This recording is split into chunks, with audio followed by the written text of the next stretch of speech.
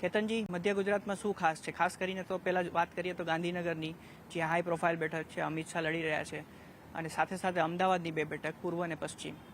આના પર શું સમીકરણ છે અને શું લોકોનો મિજાજ છે? જો સૌથી પહેલાં આપણે વાત કરીએ તો ગાંધીનગર સીટ અને અમદાવાદની બે સીટ છે એની વાત કરીએ તો ગાંધીનગરની સીટ છે એ આખા રાજ્યમાં જે 26 સીટ પૈકીની હાઈ પ્રોફાઇલ સીટ છે, કારણ કે કેન્દ્રીય ગૃહમંત્રી અમિત શાહ ખુદ આ સીટ ઉપરથી છે લડી રહ્યા છે. આ સીટ એટલા માટે પણ મહત્ત્વની છે કારણ કે એક પ્રધાનમંત્રી અને એક નાયબ પ્રધાનમંત્રી છે એ આ સીટ ઉપરથી જીતી ગયા છે. અટલ બિહારી વાજપેયી અને લાલકૃષ્ણ અડવાણી જીત નોંધાવી અને અહીંયાથી જ એ કેન્દ્રમાં ગયા હતા. અને જે અમિત શાહ છે એ બીજી વખત અહીંયાથી લડી રહ્યા છે. કોંગ્રેસે એમની સામે સોનલબેન પટેલને મેદાનમાં ઉતાર્યા છે, જે કોંગ્રેસમાં કદાચ જાણીતું નામ હશે, પરંતુ જે ગાંધીનગર અને ભાજપના જે કમિટેડ વોટર છે એમાં કોઈ જાણીતું નામ નથી. ગયા વખતે અમિતભાઈ 5.5 લાખની જંગી બહુમતીથી જીત્યા હતા. આ વખતે એ ટાર્ગેટ ડબલ કરીને 10 લાખ ઉપરથી જીતવાની વાત કરી રહ્યા છે.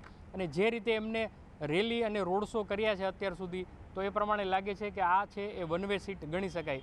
અમદાવાદ પૂર્વની વાત કરીએ તો અમદાવાદ પૂર્વમાં હસમુખભાઈ પટેલને ભાજપે રિપીટ કર્યા છે, જેઓ સાંસદ રહી ચૂક્યા છે. તો સામે હિંમતસિંહ પટેલ એક નવા ચહેરા પહેલી વખત લોકસભા લડે છે. આમ એ જૂના છે, સામાજિક અગ્રણી છે, અમદાવાદ મ્યુનિસિપલ કોર્પોરેશનના મેયર રહી ચૂક્યા છે. પરંતુ અમદાવાદ પૂર્વ પણ આપણે કહી શકાય કે અમુક મુસ્લિમ વિસ્તારો સિવાય ત્યાં ભાજપ તરફી છે એ જોગ જોવા મળી શકે છે. તો ભાજપ છે એ આ સીટ ઉપર પહેલેથી જ દબદબો ધરાવે છે. 2008માં ડિલિમિટેશન થયું ત્યારથી ભાજપ છે એ સતત જીતતું આવ્યું છે. આના પછી અમદાવાદ પશ્ચિમની વાત કરીએ તો અમદાવાદ પશ્ચિમમાં છે મકવાણા વર્સિસ મકવાણા છે. આપણે કહી શકાય કે જે દિનેશભાઈ મકવાણા છે એ ડેપ્યુટી મેયર પણ રહી ચૂક્યા છે. ભારતીય જનતા પાર્ટીએ સીધી એમને ટિકિટ આપેલી છે અને કોર્પોરેશનમાં 4 વખત છે એ કોર્પોરેટર તરીકે ચૂંટાઈ આવ્યા છે. નાના પદ ઉપર હતા અને આટલી મોટી જવાબદારી આપે છે, પરંતુ એ ભાજપના સિમ્બોલ ઉપર જીતશે એવી પૂરી સંભાવના છે. તો સામે ભરતભાઈ મકવાણા છે કે જે એક વખત તો ધારાસભ્ય પણ રહી ચૂક્યા છે. એમના માતુશ્રી કોંગ્રેસમાં મંત્રી પણ રહી ચૂક્યા હતા. તો આપણે ચોક્કસ કહી શકાય કે ભરતભાઈ આ રીતે પોલિટિકલી જર્ની એમની દિનેશભાઈ કરતાં છે એ મોટી ગણી શકાય. પરંતુ મતદારો કઈ તરફ જશે એ જોવાનું રહ્યું. ફરીથી 2008માં જ્યારે વિભાજન થયું હતું સીટનું, તો અમદાવાદ પશ્ચિમ છે એ સતત ભારતીય જનતા પાર્ટીની સાથે રહ્યું છે અને આ વખતે પણ એમની સાથે રહે તો નવાઈ નહીં. તો આ 3 સીટનું એસેસમેન્ટ આ પ્રમાણે છે. જી કેતનભાઈ, આ તો વાત થઈ ખાલી અમદાવાદની અને 2 બેઠક અને ખાસ કરીને ગાંધીનગરની બેઠકની, પણ મધ્ય ગુજરાતની બીજી 6 બેઠકો છે. 6 નહીં પણ 5 બેઠકો. તો 5 બેઠકો પર શું સમીકરણ છે? કારણ કે ખેડાની વાત કરીએ તો ખેડામાં પણ ખાસ શું લડાઈ જોવા મળી રહી છે, સાથે સાથે આણંદમાં પણ છે. આ બધી બેઠકો પર શું સમીકરણ છે અને મિજાજ કેવો છે? હવે આપણે જે ગુજરાતના મધ્ય ગુજરાતની બાકીની સીટ છે એનું એસેસમેન્ટ કરીએ તો વડોદરા, આણંદ, છોટાઉદેપુર, દાહોદ અને ખેડા.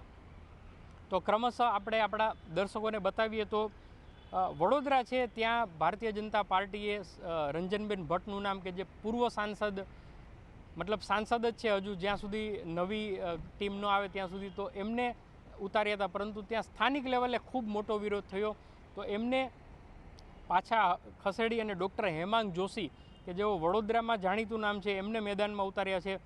તો કોંગ્રેસે પણ જસપાલસિંહ પઢિયારને ઉતાર્યા છે. હવે અહીંયા છે શહેરીજનોના મત છે વડોદરામાં નિર્ણાયક સાબિત થશે. વડોદરા સીટ પણ એવી જ છે કે ત્યાં સતત ભારતીય જનતા પાર્ટી છે જીતતી આવે છે. પરંતુ વડોદરામાં જે રીતે ભાજપની અંદર આંતરિક કલહ થયો હતો, એ કલહને બાદ કરીએ તો ભાજપ માટે સારું છે. અને કોંગ્રેસ છે એ એવા મૂડમાં છે કે જો ક્ષત્રિય વોટ છે એમને આપણે લઈ શકાય તો વધારેમાં વધારે લેવાય. પરંતુ 16 થી 18 લાખના મતદાન ટોટલ જે મતદારો છે એમાંથી ક્ષત્રિયોનું જે યોગદાન છે, એમના જે વોટર છે એ થોડા ઓછા છે. અને કોંગ્રેસના કમિટેડ વોટ અને જો બીજા વોટ શહેરીજનોના લઈ શકે તો જ કોંગ્રેસ માટે ત્યાં એક આશાનું કિરણ છે. પરંતુ આ સીટ પણ આપણે ચોક્કસપણે કહી શકાય કે ભારતીય જનતા પાર્ટીનું પલડું ભારે છે. વડોદરા પછી આણંદની સીટ છે એ ખૂબ જ મહત્ત્વની છે. આણંદ ઉપર મિતેશભાઈ પટેલને ફરીથી ટિકિટ આપવામાં આવી છે, જેઓ સાંસદ રહી ચૂક્યા છે, હાલ પણ સાંસદ છે. એમની સામે અમિતભાઈ ચાવડા, જે કોંગ્રેસના અધ્યક્ષ રહી ચૂક્યા છે, બહુ મોટું નામ છે. અમિતભાઈ ચાવડા છે એ આ સીટ ઉપર તો ખરેખર રસાકસી છે. ક્ષત્રિયો ઠાકોરનું એક સમીકરણ રહે અને બીજી તરફ પટેલોનું એક સમીકરણ રહે, તો ચોક્કસપણે કહી શકાય કે કાંટેકી ટક્કરવાળી સીટ છે. અત્યારે આપણે એવું નહીં કહી શકાય કે ભાજપ જ જીતે છે. નો ડાઉટ આ સીટ પણ ભાજપે છેલ્લે 2 લોકસભા ચૂંટણીથી પોતાના નામે જ કરી છે. આ વખતે પણ એવું એને લાગી રહ્યું છે અને જે પ્રમાણેનો પ્રચાર પ્રસાર થઈ રહ્યો છે એમાં ભાજપનું પલડું આગળ છે, પરંતુ પરિણામ કાંઈ પણ આવી શકે છે. અમિતભાઈ ચાવડા છે એમનું ખૂબ મોટું નામ છે, સ્થાનિક વર્ચસ્વ છે, પાયાના કાર્યકર અને કોંગ્રેસના આગેવાન તરીકેની એની ગણના થાય છે. તો ત્યાં આણંદની સીટ છે, મધ્ય ગુજરાતમાં એક જે ટક્કરવાળી સીટ હોય તો એ આણંદની છે. પરિણામ કેવું આવશે એના ઉપર આપણે બહુ બધાને એક નજર રહેવી પડે. છોટાઉદેપુર છે તો ત્યાંના 2 જાણીતા નામ છે, જસુભાઈ રાઠવા છે અને ભારતીય જનતા પાર્ટી વતી ઉતારવામાં આવે છે. તો ત્યાં એમની સામે સુખરામ રાઠવા એવો અલગ અલગ પદ અત્યાર સુધી રહી ચૂક્યા છે અને ખૂબ એમનું પણ સારું વર્ચસ્વ છે. તો રાઠવા વર્સિસ રાઠવા જે આદિવાસીની સીટ છે એમાં કઈ રીતે સમીકરણ બેસે છે એ જોવાનું રહ્યું.